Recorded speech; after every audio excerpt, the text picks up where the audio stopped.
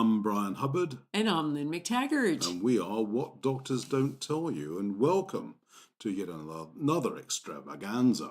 Multimedia across every known platform known to man. So we have Facebook Live. Hi, Facebook. Livers, we got vlogcast, we got podcast. So okay, to the first item of the day. Cheers!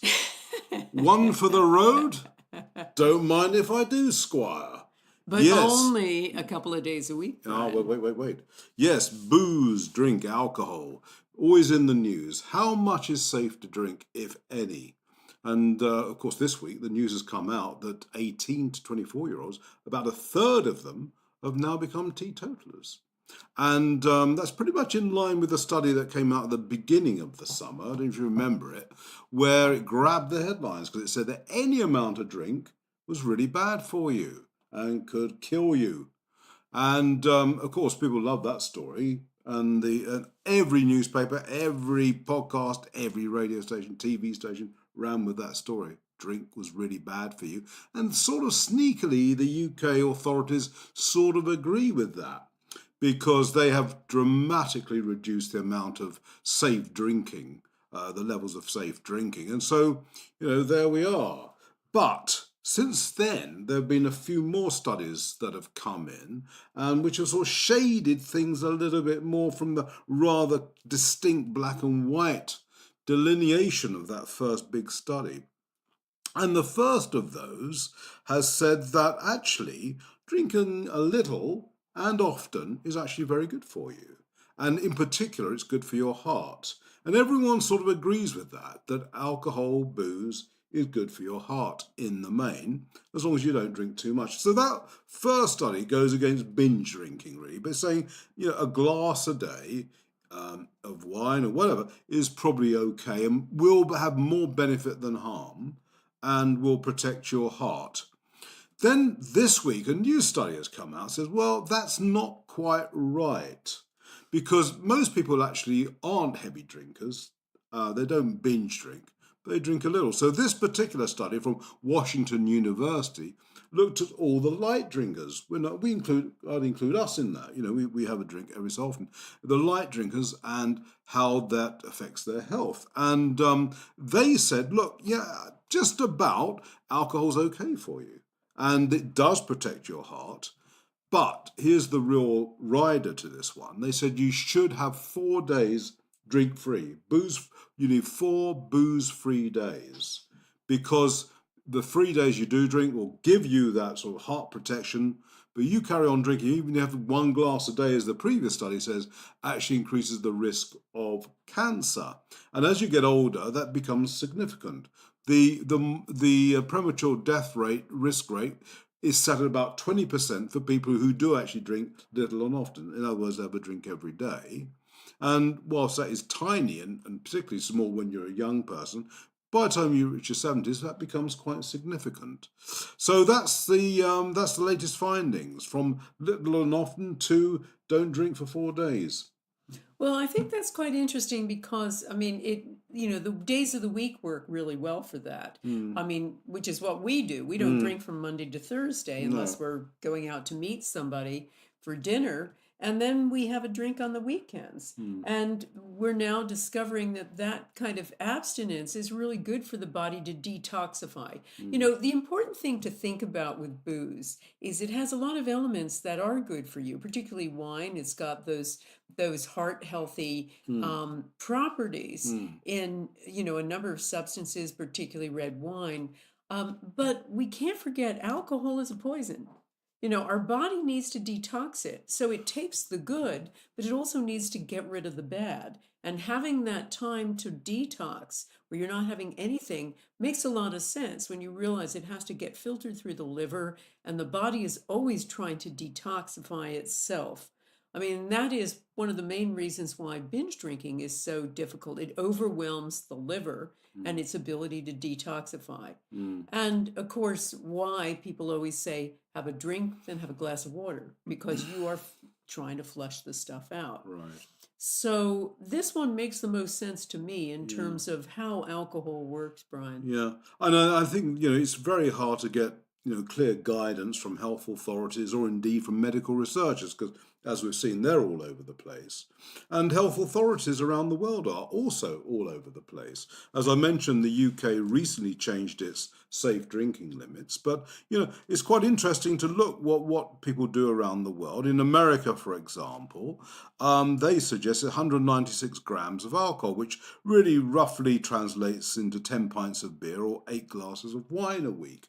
And surprisingly, the French are quite stingy about how much is safe levels, and they're right down there to just 100 grams. And to really party, you go to Japan, because there you can have 280 grams of alcohol apparently, and it's perfectly safe. So not everyone can be right, can they? Well, I mean, this is what made the research of a medical researcher we know, Tony Edwards, so interesting. He did a book called The Good News About Booze, and he was looking at all the received wisdom that we have about booze being bad for you, putting on weight, all that kind of stuff. And he found almost everything written about it was an urban myth, and that actually, in moderation, booze is of all varieties is good for you. But that's the issue really, is in moderation. Well, because yeah. particularly as you age, as you say, our ability to detoxify this subtle poison is much, much diminished, and that's when we get into trouble. Right. So, and as I say, overall, having 4 days without booze is good, and drinking for 3 days seems to give you some heart protection. Beyond that, seems to increase the risk of cancer. So there you have it. That's the latest on booze until next week, when no doubt we'll be told something completely different. Okay. Absolutely. In the meantime, have a drink. Cheers. Never read the headlines. And that's what we were talking about a moment ago about drink and booze. And, it's easy to get very confused if you just read the headlines. And there are a couple, as I said, in the summer there was the one about any amount of booze will kill you. Well, apparently the other headline-grabbing piece of research over the summer was that any amount of a low-carb diet will also kill you. Now, low-carb diets are pretty trendy things at the moment, aren't they, with Atkins and all the rest of them. And this particular piece of research said, well, no, it will shorten your life. And yet again, it was headline-grabbing stuff. The newspapers love this. They like nothing better than giving a good kicking to a fad diet, as they see it. So, they all went for that. But of course, you start reading the stuff, and none of this was actually true. And that they found that also a high-carb diet is bad for you. But then no one mentioned that bit. And of course, the real story is in the granular level of these studies, because really the point was, it's the type of carbs that you eat that are bad for you. It's the sugars, the white rice or bread that are actually bad for you. And of course, that got lost in the telling. And it was just the headline that made it through, and the real story got lost. So, I mean, Lynne, I know you're a great advocate of various diets. Paleo you're on right now. So tell us a bit more what you make of all that. Well, I think the big problem we have is that researchers don't distinguish between quality of carbs. I mean, Michel Montagnac, the French doctor, many years ago identified that high carb diets, diets where the carbs are such that they convert into sugar quickly, are the things that give you diabetes or the things that put on weight. And when he was dealing with his diabetic patients and putting them on a low glycemic diet, that meant foods that convert into sugar slowly. He found that not only did they control their diabetes, they also controlled their weight. Now, that's been taken one step further with the paleo diets, where they say no grains, not just low sugar grains like brown rice or even pasta is okay on the, hard pasta cooked. Is okay on the Montagnac diet. It's a no-no on the paleo diet. But the point is that these diets are all looking at the quality of carbs. And the big thing to understand is that all grains turn into sugar at some point. And the refined grains turn into sugar faster. There also are some starches that convert into sugar, like French fries. Those kinds of potatoes, certain ways you make potatoes, make it a very high carb food, a very high glycemic food. Even beer, one of the worst ones there is, unfortunately. So it's really all about the quality of the carbs.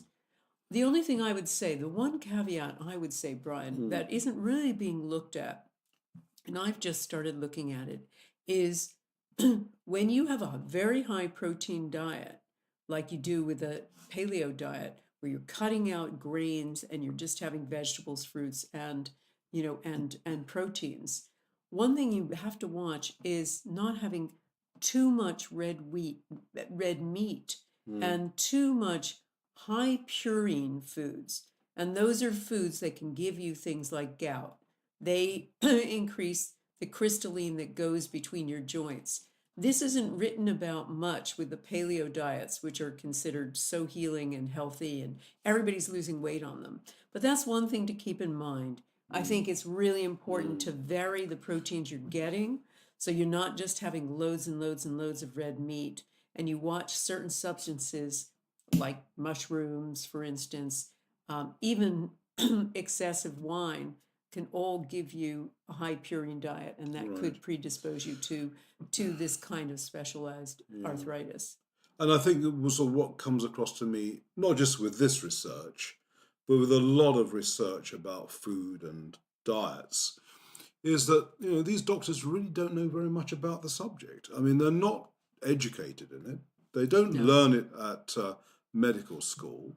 And I think there's always a danger that they just make big mistakes. They make big howlers because they don't really understand the subtleties of nutrition.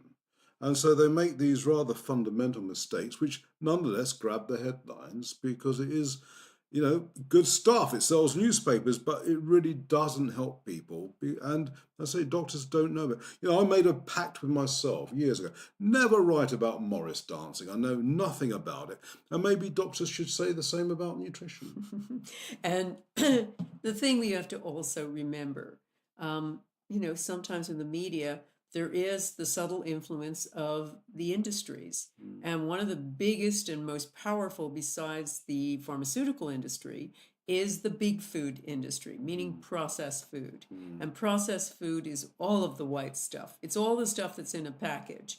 And they have tremendous influence now on the powers that be. So really take all of that advice with a grain of salt and not a grain of sugar. And certainly, if it is, it should be healthy sugar, shouldn't it? So brown sugar. Only coconut sugar. Coconut sugar. Or okay. stevia. Stevia. Okay, thanks. Heart and mind, body and soul. Most of us get there's a link between the two, and maybe medicine is slowly catching up with that idea that we are complex, multi-dimensional beings. I mean, your work has always really emphasized that, but medicine hasn't. But, there's a study just come out which rather underlines the point because it talks about a leaky gut. Now, this is a massive problem, especially in the West, and they say that they always link diet and lifestyle to being causes of a leaky gut. But what is really interesting is this new study has said, yes, but a bad relationship with our partner can also actually cause a leaky gut, where we're in a stressful relationship where maybe we're rowing all the time, arguing, and all this can actually affect our gut health. And we all know now that gut health is the portal to all health. And, so that our relationships therefore have a direct effect on our overall health, which is sort of, not many people are going to be surprised by that. It seems to be pretty obvious. And yet to medicine, this is revelatory. Yeah, because as you say, I think the medicine looks at the body as a chemistry set and says, here, I'll give this. If you've got a leaky gut or you got something else, I give you a pill and that'll fix the thing. And they don't think of us as dynamical systems that are hugely affected by our environment. Dr. Leo Galland once famously called it 4 pillars of healing. And he looked at not only diet and exercise, but environment and community. And environment really had to do with, and community, both with, really with relationships.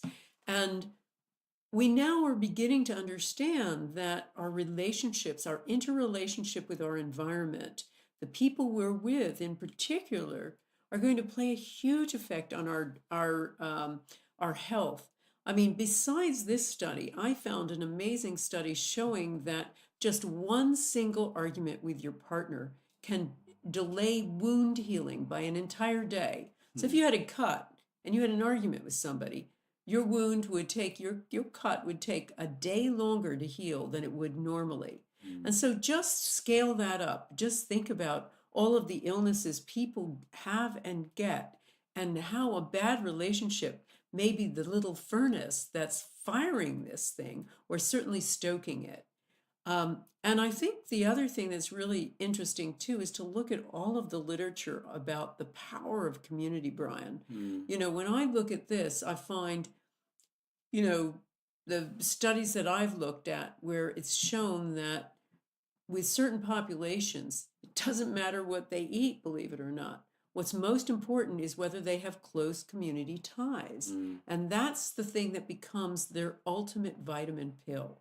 And so relationships, it's really important for good health to have good relationships, and particularly the one with your nearest and dearest, your partner. Sure. I mean, this study from Ohio State University looked at this quite closely and found that people who had the most hostile relationships with their wives or husbands or partners has 79% more bacteria in their blood, and that bacteria came from their gut. So it had an enormous effect on their overall health, and it happened quite quickly, within hours of the rowing dispute, whatever it was. The bacteria had escaped from the gut into the blood. So it really is very significant, and then one that is quite dramatically overlooked, I think, when we all bang on about diet and all the rest of it, when this is so key. The social interaction that we have. We are social animals, and that's true in the home as well as in the community, isn't it? Well, and the other thing that's so interesting is we're also, creatures. We have a population living inside us of bacteria. And they play a beneficial role a lot of the time, but they can also be, our enemy too. And now we're seeing that a lot has to do with our emotional state as to whether or not that bacteria are friends or enemies, and whether or not they're, that army that lives in there is going to help us against other foreign invaders, or be the invader themselves. Yeah, and this is very interesting what you just said, because this part of the study found that the bacteria was also making its way to the brain. So you're then into a vicious cycle where you're rowing with your partner, and this bacteria could actually be affecting the way you see the world and all the rest of it, which could trigger depression and an inability to cope with these angry outbursts. So very, very important. Very Absolutely. important. Surround yourself with people who love and support you. Bottom line. Right. Thanks, Lynne. Now, a statement from the Office of Self-Evident Truths. There is no such thing as a safe drug. Now, we all know this. I mean, once upon a time, remember, you used to get this thing called the Physician's Desk reference. It probably was the single biggest book on planet Earth. It was massive. And what it did was list every single side effect of every prescription drug. And it was enormous. It was a fascinating read. I read it every night before bed. But it was just how it is that every drug has a knock-on effect. But they never quite understood, well, why? But now they do. Well, they're getting to know why. Brigham and Women's Hospital researchers have done some computer modeling and had a look at a number of drugs. They looked at over 900 drugs that have already been approved as safe and all the rest of it by the US drug regulator, the FDA, and found that they had side effects that no one had even known about. and hadn't even spotted. I mean, no doubt the poor patient had noticed it, but that's about as far as it had gone. It hasn't been recorded as officially the problem, and it's simply because of the way that drugs are made. They're made to treat a symptom or symptoms, but it doesn't end with that because we're more complicated than that. And what, of course, it does, it has a knock-on effect. Not only does it affect the disease protein, which it's targeting, it has loads of unintended targets and which affects biological processes that it shouldn't be affecting, but it does. And this seems to be true pretty much of every single drug out there. So now they sort of know why. I mean, as I say, again, not really that amazing, but it's interesting to note that this idea of a drug that treats a problem which is recognized because of a range of symptoms is just a complete myth. Absolutely, Bryan. And once again, what they don't understand, the new biology coming forward is showing not only are we exquisitely influenced by our environment, that things like genes just sit there like the keys of a piano waiting to be played, and what plays them is our environment, the food we eat, the water we drink, the friends we have, the sum total of how we live our lives. That determines whether those genes get expressed for all of the myriad systems and processes that happen in our daily life. But the other thing they fail to understand is that the way the body works is far more complex than a linear system. It's not true that when you take tab A, it slots into slot B. You take a drug, it's supposed to do that. It's supposed to go into slot B and nothing else. That's never what happens. It goes into slot C, D, E to Z, to Z. It goes on and on and on, affecting all kinds of systems through our body. And that's why we have these side effects, because we cannot target drugs to just do one thing without affecting loads of other things. So there you are. Not great news, but important news and something to bear in mind, I think. I think important news, and that's why we continue to do What Doctors Don't Tell You. This is our October issue, by the way, really fabulous. And what we try to do always is to provide better alternatives because we know drugs have side effects. Okay, thanks, Lynne. Good deeds, important things to do. We should all do good deeds every day. You should especially do a good deed if you're a cancer patient, it seems, because people who do good deeds are living longer and they're even reversing the problem. And why is this? Because there's this strange nerve in the body, which I know you're about to tell us all about, called the vagus nerve, which seems to have a very profound effect on our overall health. And it can be triggered through compassion and gratitude, meditation and yoga, all the good things that we like to talk about. And people who can stimulate their vagus nerve are surviving up to 4 times longer than Scrooge would. So, vagus nerve, Lynne, tell us all about it. Well, the vagus nerve is the longest nerve in the body, Bryan, and it starts in the neck, and it kind of winds its way throughout the body, attaching to all the major organs. And it's also involved in the release of hormones like oxytocin, which has is released when we're loving, we take care of children, things like that. So it's a feel-good nerve. It's a love nerve. But it also has a profound effect on our immune systems.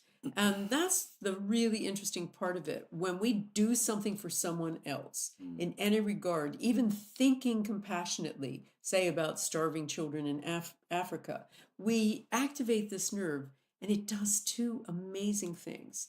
It, first of all, refreshes our immune system. So I'm not surprised your cancer patients were getting better by doing for others.